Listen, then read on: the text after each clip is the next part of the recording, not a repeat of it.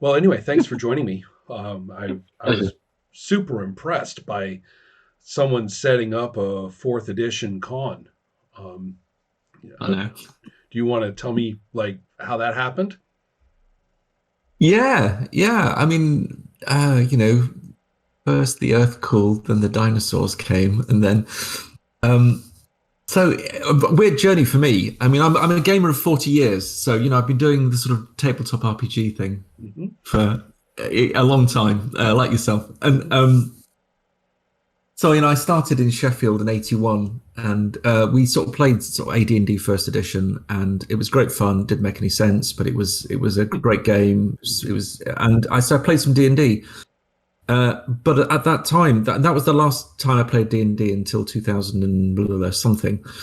Because I just it's one of those things where when you left the game session and you tried to visualize and replay theater of the mind, and recreate in your mind the story that you've told at the table, I couldn't do it with D&D very easily.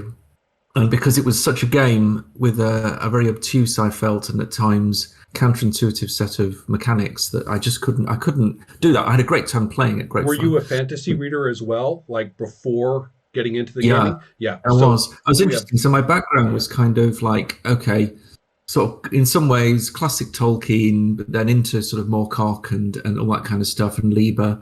But I was also a miniatures wargamer, which Uh-huh. comes in a little bit later. But in '81 there were kind of three games. There weren't three games, but there were three games to my mind. There was AD&D First Edition and other iterations of D&D. There was RuneQuest and there was Traveller, and we played all three. And whereas I couldn't recreate the story in my mind with D&D, I could recreate the story in my mind when I was playing RuneQuest. Yeah, absolutely. We have very And similar histories. right, Right. excellent. Hmm. Well, that's kind of, but in terms of my story to fourth edition, it's a weird one because then after '83, I played everything but, and I sort of had this thing about level and hit point design conceit being something that just jarred with me. Not entirely true because I did a lot of fantasy games unlimited in the '80s because they were a thing, and they Shall had I they came with shall their I list challenges, them? but there There's was Rollmaster, there's Merps, Fantasy Hero, GURPS Fantasy. Yeah, the litany goes on, and then there's a whole bunch of little oh, ones too. I mean, it goes on. mhm. And I reemerged sort of. It must have been about 2011, and the thing that brought me back to D&D was Green Ronin's Dragon's Age. Mm. Not because it was D&D, but because it had a level and hit point underlying mechanic to a very simple 3d6 system, and I really loved it. I would have got a lot of fun with it, and I thought, hang on, what I can get my head around what the level and hit point design conceit is trying to do. So maybe that opens me up to playing some more D&D. I went through 13th Age as a really fun expression. And then my daughter got into 5th edition through Critical Role. She's now doing dungeon mastering and playing D&D. I've been playing a lot of Pathfinder 2nd edition. And then for some reason, going right up to date with 4th edition, I just thought I don't know very much about it. I think I may have played it in 2010 once when D&D wasn't my thing. So I missed the 2008 to 13 published life Right. of the fourth completely. Just passed me by. I couldn't have told you anything about what was going on. And I picked up the player's handbook for fourth edition in sort of December time last year. So that would be sort of 2020 December, sort of heading in sort of pre-lockdown, or indeed into the lockdown. Um, and I love the game. There's so many things about it. I thought, hang on, this is great. I was very taken with the layout. I like the white spaces. I like the clarity of the design. It felt very simply laid out. I had no baggage. I Right. had no Right. baggage on D&D at all. No baggage at all. I'd missed it. That's Missed actually all the. a big deal. I have to very briefly, and also to bore people who've been through this with me in the past. Um, I my big D&D blackout is from December 1982, right, and to Okay. And then 2000, because as a new publisher coming to Gen Con and Origins for the first time, I walked in 2000 and basically was handed a copy of third edition. Okay. And I also knew through some brief contacts the people involved in making it, and was soon to become into greater contact with them. So anyway, it was kind of an interesting set of events that sort of brought me back sort of into contact. And I played a little bit of it just to play it, but I didn't get into it. If I may say so, I think third edition is sort of like low-grade beer. It is arguably an alcoholic beverage. After that, well, it's more a matter of just how much quantity you want to imbibe in order to sort of get there, right? But that's just my opinion. But I also had, I think, as you said, the lack of baggage to actually sort of continue to be a role player and to not position yourself as caring about Dungeons and Dragons as a property, as a published, what's next, how is it done, what's the right way to do it. To be disconnected from that is in many ways to be ideologically heretical in role playing. I mean, you're supposed to care. You're supposed to care. And to not care is just like, wait, what kind of gamer are you? Right? I mean, yeah, I don't play it, but I care very greatly, right? It's important to people. So I found myself with fourth edition happening upon it extremely by chance. I was living in Chicago at the time, in the Chicago area, and I was trying to sort of reconnect with the stores in the region. And so I went to a bunch of different places where they had open play and just joined the tables for fun. Right. Playing whatever there was to play or bringing things to play. And in this case, it was in the tail end of the publishing history, 2012, 2013. And they were pumping out these boxed sets, which is kind of weird. Why were they about to close the line and were pumping out these huge like campaign box sets? But and that's in retrospect. But I sat down and was played through these canned scenarios and was handed a character sheet full of things. I think I recognized like one word on the character sheet. I'm a what? And they're a what? And but I was surprised because I suddenly realized that I was playing Champions, a game with which I am intimately familiar. Yeah. Right. And all of a sudden, it's like the movement rules are modifications of Champions. The option rules are modifications. And the powers are all based on Champions thinking, all of them. And I was like, oh, well, for God's sake, is this what we're doing? I can do this. And I was also lucky in that the only player's handbook they had in the store was the third. And that's the one with all my kind of stuff in it. I picked it up and I was like, okay, this has got some Dark Sun in there. It's got some, Githzeri in there. It's got, we've got bald dudes with leather jock straps with psionic powers. We've got, wuxia monks, with their eyes, rolled up into their heads as they, do shit. And I was like, can you do this? I can do this. Right.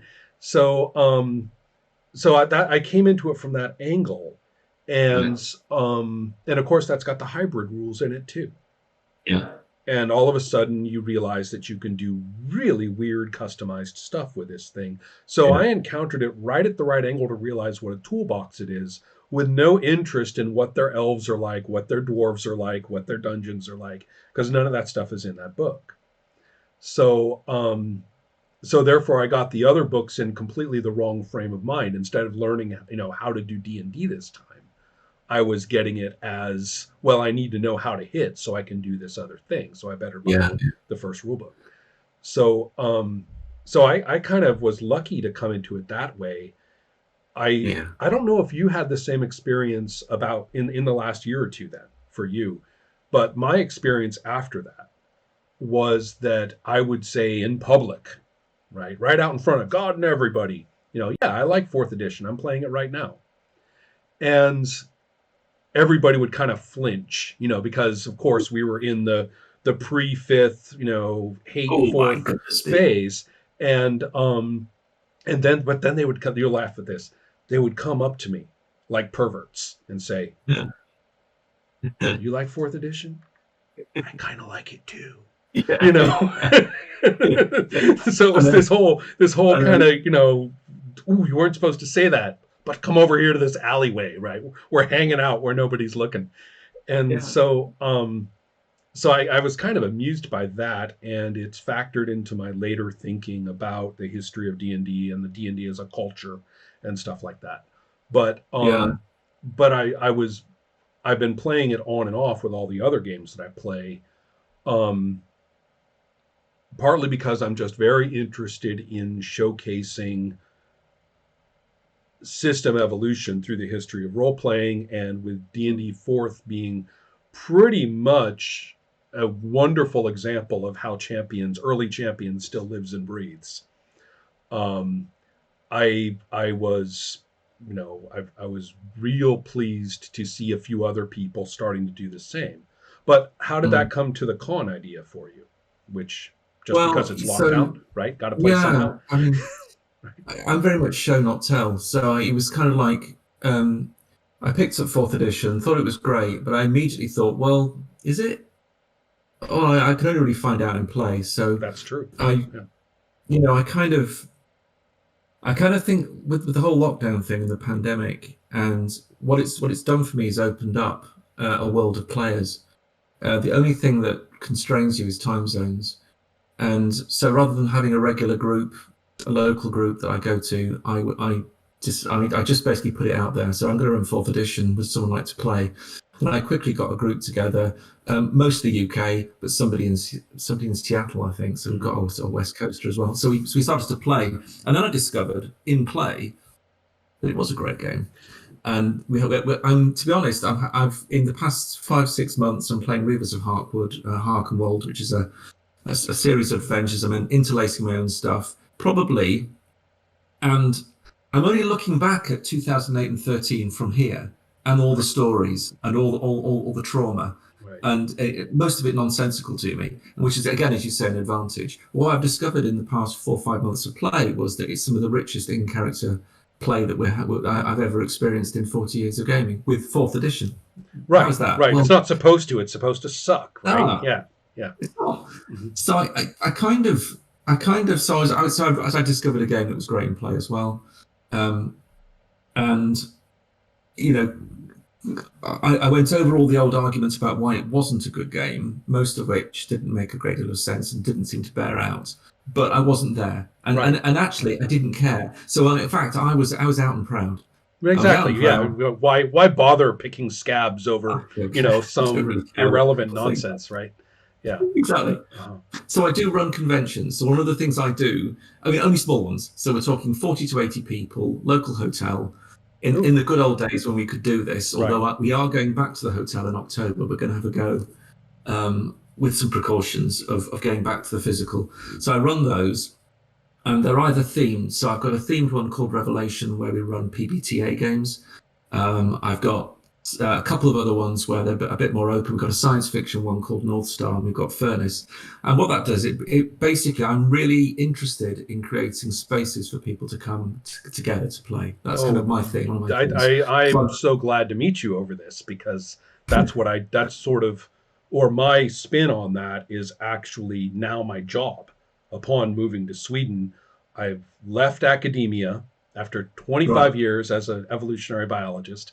And I have, turned what I was doing on the side the whole time into what I do. And interestingly enough, actually dialing down my role-playing publishing in favor of this. And so looking over my history of interacting with gaming culture, I've decided to kind of distill it into what I think is the most constructive. And one of my biggest priorities is exactly what you're talking about. First of all, this is about play. It's not about purchase. It's not about hobby identity, right? It's not about brand loyalty. I mean, I could go on. All those things are related, and we can recognize that, shove them Yeah. aside, and say also who's really the best audience for me. And it always has been a mix of either those people who identify as hobbyists, but Yeah. who are quite engaged in what they're doing. I don't care what game it is they're playing, but they Yeah. are Yeah. they are involved in it as an exercise of their social and creative minds, right? Yeah. They're into it, if you want to put it that way. Yeah. So never mind anybody who's not. They can roll dice and sit at someone else's table and be happy, but I'm not interested in them. I don't need to please them. So if you take that group and then also look at what you might call the gamer or the role playing curious, Yeah. who are either occasionally at a table because they're related to or connected with somebody, or they're there because they're kind of interested and like pokes their head into the culture for a moment, or they haven't yet. You mention it and they're like, oh, I was always wondering about that. I always wanted to do that. And I have found that these people are usually incredibly good role players.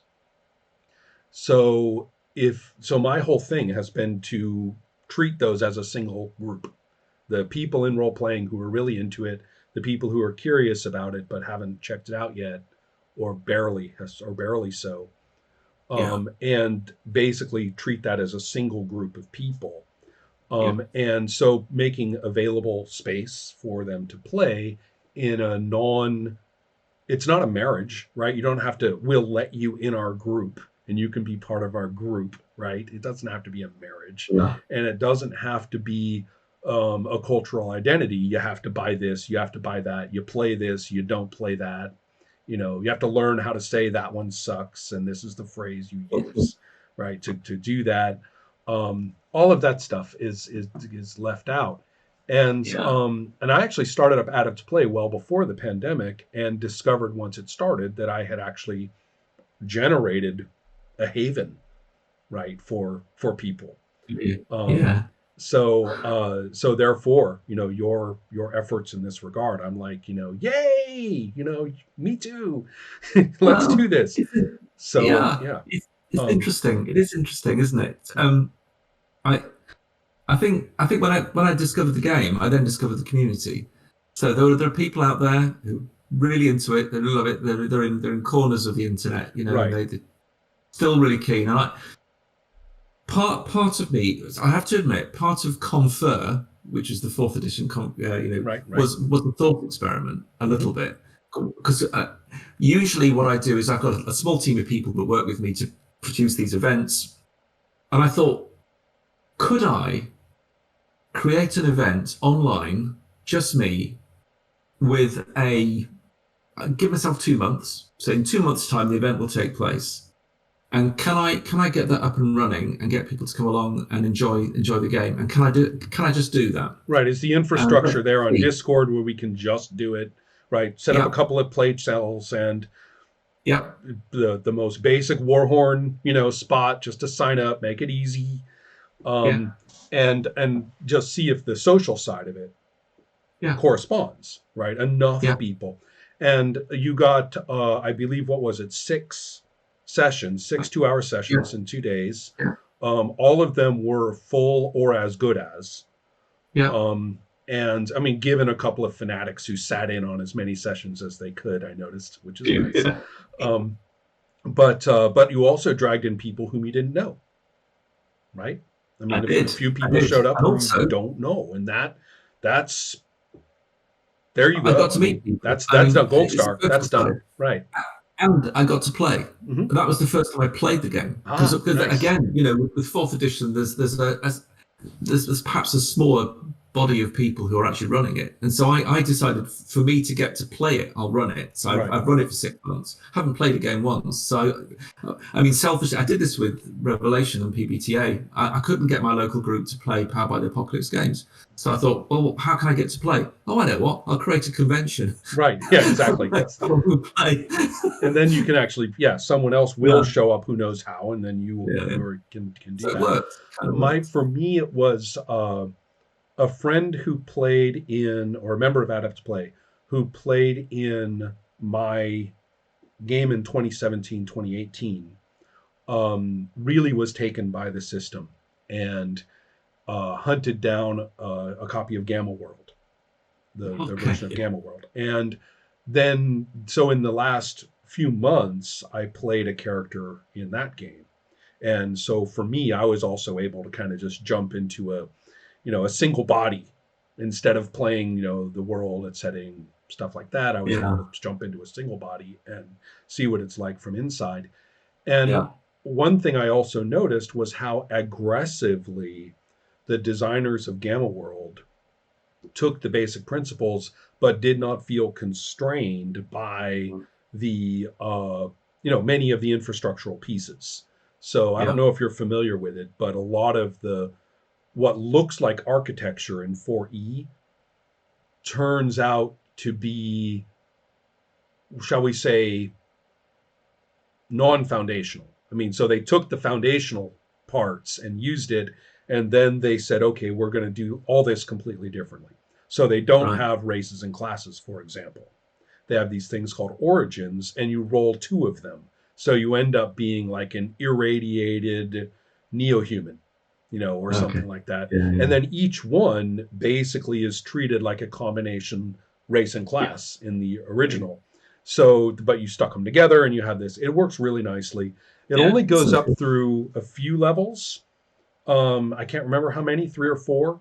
You're able to take the character up, or six or something. But there's a certain number of levels that you can go up, and then it just basically stops.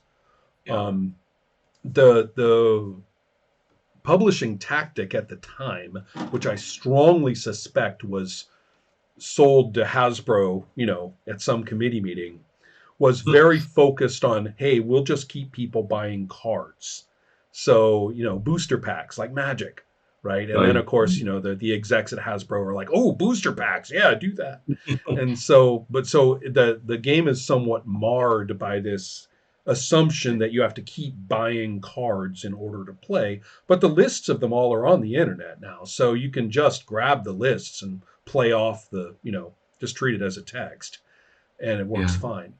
Um, but but I was actually quite impressed with that, and I really see it as not a universal system. I think that whole concept is broken. What I see Yeah. it as is a viable foundation architecture. There are things you can look at and say, okay, given this, given that, now how else am I going to construct this game? Now, levels, you mentioning levels is worthwhile because I found in the game D&D 4th edition, I find that some of the increase as you level up is Yeah. bloat and not increase after all. It's just bloat. It goes up, but the opposition goes up and they go up in tandem, right? Okay. So your ability, what I mean is, for example, hit points and damage. Your hit points go up, damage goes up, right? As you level up. Yeah. And yet but the effect, right, of taking, if you're 12th level and you take a 12th level type hit, it's going to knock off your hit points a lot like a first level hit took off a first level character's It's the hit points. classic level bubble thing, isn't it? You Right. sort of rise in the bubble. Yeah. And so the question then is, what does increase that we are interested in? And the main thing to me was that as you get more breadth of your powers and related things, features, as you Yeah. get more breadth of those, um, even from the beginning, a lot of these things cross over character to character, right? You do this, and then this affects another character's Yeah. situation. That's why people can do things when it's not their turn, which is critical to the game's enjoyment. Yeah. Just critical. But then that starts even at first level. But Hmm. as you go up, and partly this is where the level system is good because you're learning it as you go. You don't have to like drink the fire Yeah. hose, right, to Yeah. start. And you learn it as you go. But by the time you get up a few levels, the characters are crisscrossing Yeah. just really powerfully, Yeah. really uniquely. And that's one thing I found out at the tables when I first played was a couple of people got that and a bunch of people didn't. So the Yeah. people Yeah. who didn't just sat there waiting for their turn. And the people who did were like, oh, wait, you're right there. Okay, fantastic. I do this. And I'm like, okay, basic attack, stuff like that. So, Yeah. so what I'm trying to say is, as the levels go up in fourth edition D&D, you get a breadth of interaction that's both tactical and also behavioral, because you have the characters talk about it inadvertently, right? Without thinking about it, your characters talk Yeah. about, Yeah. they say thanks or about time or something, they start Yeah. to Oh, interact yeah. about these Yeah. interplay of powers. And so it has a very fun togetherness Oh yeah, about the it. conversations Right. are really rich, aren't Mm-hmm. they? In a combat encounter, there's such a Exactly. lot going on. There's a Yeah. lot of bonding. There's a lot of cross referencing. It's yeah, Yeah, that's absolutely. exactly what. I don't know if you saw the little array, what I call the action array that I handed out for my game. Yeah, But I have these little charts that I make whenever I play, which actually are a good reference that you look across the characters and see what can happen across them. feel that. Yeah, Yeah, and so the upshot for that is that uh, I think that that aspect of the leveling is absolutely brilliant, and I'm not good enough with playing the game long enough to do something so crass as to start cutting things with scissors out. I'm not. I yeah, That can happen sort of as I go along, but I'm not going to go in as a technician yet, yeah, unless I really really know it better than I do. yeah. But arguably, if one were to do kind of a gamma world thing where you take the architecture and you say, what can I do? What will I do with that? One could say, I want to keep the benefit of their leveling maximized, Sure. but I want to get rid of the bubble. Yeah, Just forget the bubble of this bloat of quantity, and yeah, see what's viable, in that regard. Um, so that those are some of the system thoughts, about yeah, levels and hit points. I've played a lot of RuneQuest, yeah, especially. See, my fave was the old one, the same one you were talking about, right? The 1980, and yeah. I found that one thing that surprises people is that the really badass characters who are, terrifying, these rune level characters who are absolutely Oh yeah. terrifying, they actually don't have any more hit points than a starting level character. Yeah, And so they are simply managing all their various resources, bound spirits, better armor and stuff. They're managing them better, and they parry the hell out of everything, right? They just keep yeah, parrying stuff. And so they're able to split parries across multiple opponents, things like that. yeah. But if they take a critical spear to the chest, they're as dead as a beginner. That's how it Yeah. is. So it seems to me, I'm wondering whether fourth edition really needs that immense hit point buffering that gets up there. I mean, if given the I level I don't think bonuses, it does. No.